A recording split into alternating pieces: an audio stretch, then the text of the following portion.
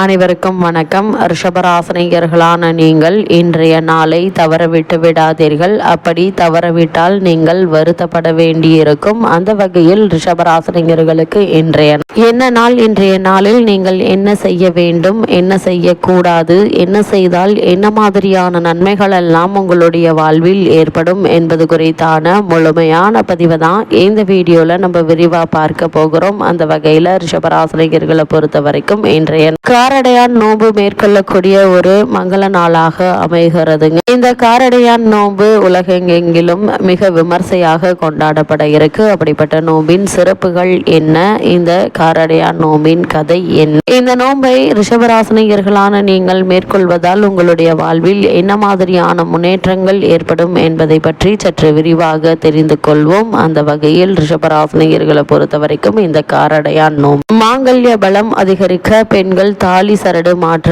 ஒரு நல்ல காலமாக இந்த நோன்பு காலகட்டம் அமைகிறதுங்க. அதாவது அனைத்து விதமான மங்களங்களையும் தரக்கூடிய விரதம் தான் இந்த காரடையான் நோன்பு ஆகும். தங்களின் கணவரின் ஆயுள் நீடிக்க, தங்களின் திருமண வாழ்க்கை சிறப்பாக அமைய, வீட்டில் சுபிக்ஷம் ஏற்பட, இழந்தவை அனைத்தையும் பெறுவதற்காக திருமணமான பெண் கடைபிடிக்கும் அற்புதமான ஒரு விரதமாக இந்த காரடையான் நோன்பு அமைகிறதுங்க. அது மட்டும் இல்லாம இத்தருணங்களை பொறுத்த வரைக்கும் இந்த காரடையான் நோன்பு 2026ஆம் ஆண்டில் எப்போது வருகிறது, இந்த நாளில் எப்படி விரதம் இருந்து எப்படி வழிபட வேண்டும், எப்போது விரதத்தை துவங்கி எந்த சமயத்தில் நிறைவு செய்ய வேண்டும், தாலி சரடு மாற்றிக்கொள்ள நல்ல நேரம் எது என்பது தொடர்பான விஷயங்களையும் தெரிந்து கொள்ளலாம். அந்த வகையில் இந்த காரடையான் நோம்பினுடைய சிறப்புகள் என்ன என்று பார்க்கும்போது, இந்த மாசி மாதத்தில் வரக்கூடிய மிக முக்கியமான விரத நாட்களில் ஒன்றுதான் இந்த காரடையான் நோன்பு. திருமணமான பெண்கள் தங்களின் தாலி பாக்கியம் நிலைக்க வேண்டும் என்பதற்காக இருக்கும் மிக அற்புதமான நோன்பு ஆகும். தங்களின் கனவு நீண்ட ஆயுளை பெற வேண்டும்,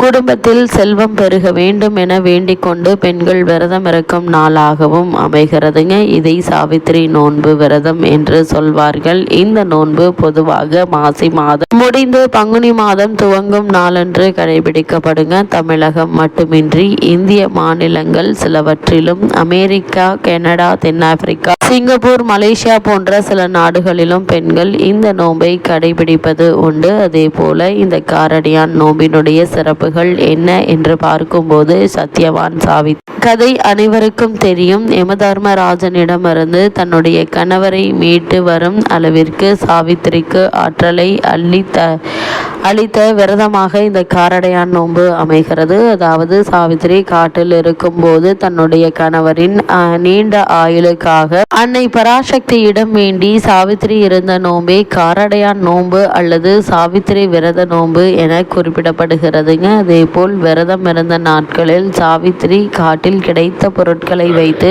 கார அடை செய்து அம்பிகைக்கு நைவேத்தியமாக படைத்து வழிபட்டால் இதனாலேயே இன்றும் கார அடை படைத்து வழிபடுவது வழக்கமாக உள்ளது. இந்த காரடையான் நோன்பை பொறுத்த வரைக்கும் இந்த ஆண்டு மார்ச் மாதம் 14ஆம் தேதி வெள்ளிக்கிழமை காரடையான் நோன்பு கடைபிடிக்கப்பட உள்ளதுங்க. மார்ச் 15ஆம் தேதி பங்குனி மாதம் துவங்க உள்ளதால மார்ச் 14ஆம் தேதி காரடையான் நோன்பு கடைபிடிக்கப்பட உள்ளதுங்க. இந்த நாளில் திருமணமான பெண்கள் தங்களின் நீண்ட ஆயுளுக்காக வேண்டிக் கொண்டு தாலிச்சரடு மாற்றிக்கொள்வார்கள். திருமணமாகாத பெண்கள் நல்ல வாழ்க்கை துணை அமைய வேண்டும், மனதிற்கு பிடித்தவரே கணவராக அமைய வேண்டும், சத்யவான் சாவித்திரியை போலவே நீண்ட காலம் இணை பிரியாத வாழ வேண்டும் என கைகளில் மஞ்சள் நிற கயிறு கட்டி வேண்டிக் கொண்டு விரதம் இருப்பார்கள். அப்படி இந்த தாலிச்சரடு மாற்ற நல்ல நேரம் எது இந்த வருடத்தில் என்று பார்க்கும்போது, இந்த காரடையான் நோன்பு காலை சூரிய உதயம் துவங்கி மாலை சூரிய அஸ்தமனம் வரை கடைபிடிக்க வேண்டிய விரதமாகும். அதேபோல் மார்ச் 14ஆம் தேதி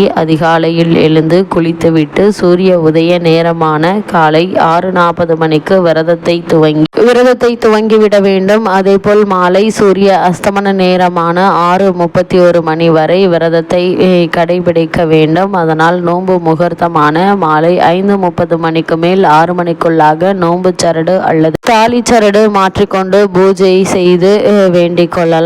அது மட்டும் இல்லாமல் இந்த காரடையான் நோன்பு விரதத்தை எப்படி மேற்கொள்ள வேண்டும் என்று பார்க்கும்போது அன்னை கௌரியை மனதார நினைத்து வழிபட்டு கார அடை மற்றும் இனிப்பு அடை நெய்வேத்தியமாக படைக்க வேண்டும். அதே போல யமதர்மராஜாவின் அருளை பெற சாவித்திரியை போல் உருகாத வெண்ணெய் படைத்து வழிபட வேண்டும். தாலி சரடில் 2 பூக்களை கட்டி அம்பிகையின் பாதத்தில் வைத்து பூஜை செய்து பிறகு கட்டி கொள்ளலாம். அதேபோல் விரதம் இருக்கும் பெண்கள் அம்பிகைக்கு படைத்த கார அடையை சாப்பிட்டு மாலையை விரதத்தை நிறைவு செய்து கொள்ளலாம். கணவர் வீட்டில் இருந்தால் அவர்கள் கையால் தாலி சரடனை கட்டி கொள்ளலாம், அல்லது மூத்த சுமங்கலிகள் கைகளால் தாலி சரடு மாற்றிக்கொண்டு விரதம் இருக்கலாம். அப்படிப்பட்ட இத்தருணங்கள்ல ரிஷபராசினியர்களான உங்களுக்கு இந்த காரடையான் நோன்பு மேற்கொள்வதன் காரணமாக உங்களுடைய வாழ்வில் மேலும் என்ன மாதிரியான நன்மைகள் எல்லாம் உங்களுடைய வாழ்வில் ஏற்பட இருக்கு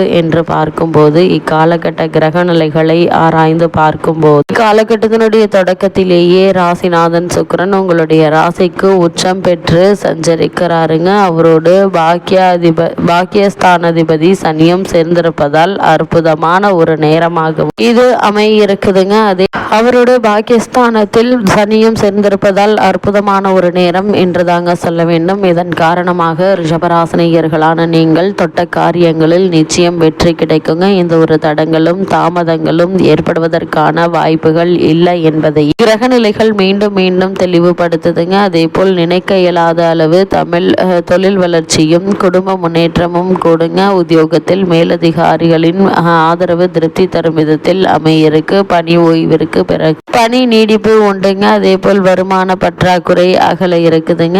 அதே போல் உங்களுடைய ராசிக்கு தனஸ்தானத்தில் குரு இருப்பதால குடும்பத்தில் ஒன்றுக்கு மேற்பட்டோர்கள் சம்பாதிக்கும் வாய்ப்பு உண்டுங்க. இதனால் குடும்பத்தில் இரட்டிப்பு வருமானம் வருவதற்கான சாத்தியக்கூறுகள் அதிகம் இருக்கு. அதே போல ரிஷபராசினியர்களுக்கு இத்தருணங்களை பொறுத்த வரைக்கும் உள்ளத்தில் நினைத்ததை உடனடியாக செய்து முடித்து காட்டக்கூடிய ஒரு சந்தர்ப்பமும் சாதகமும் உங்களுக்கு அமையிருக்குதுங்க. அப்படிப்பட்ட சந்தர்ப்ப சாதகங்களை பயன்படுத்தி கொள்வது மிக மிக அவசியம் என்பதையும் கிரகநிலைகள் மீண்டும் மீண்டும் தெளிவுபடுத்துது. அதே போல் திருமண சம்பந்தமான முயற்சிகளை மேற்கொண்டு வரக்கூடியவர்கள் வரனை பற்றி தீர விசாரித்து ஆராய்ந்து அதற்கு பிறகு வரனை நிச்சயிப்பது உங்களுடைய எதிர்கால வாழ்க்கைக்கு மிக மிக நல்லது. இத்தருணங்களை பொறுத்த வரைக்கும் ரிஷபராசினியர்களுக்கு பொது வாழ்வில் உள்ளவர்களுக்கு மேலும் என்ன மாதிரியான நன்மைகள் எல்லாம் ஏற்பட இருக்கு என்று பார்க்கும்போது பொது வாழ்வில் உள்ளவர்களுக்கு நீங்கள் செய்யக்கூடிய விஷயங்கள் அனைத்தும் சாதகமாக அமையுங்க. அதே போல் வியாபாரம் மற்றும் தொழில் செய்பவர்களுக்கு உத்தியோகத்தில் உள்ளவர்களுக்கு மேலதிகாரிகளுடைய ஆதரவு நிச்சயம் கிடைக்குங்க. அதே போல் மாணவ மாணவிகளுக்கு திருப்தி தரும் விதத்தில் பல முன்னேற்றங்கள் ஏற்பட இருக்கு. பிள்ளைகளுக்கான கடமைகள்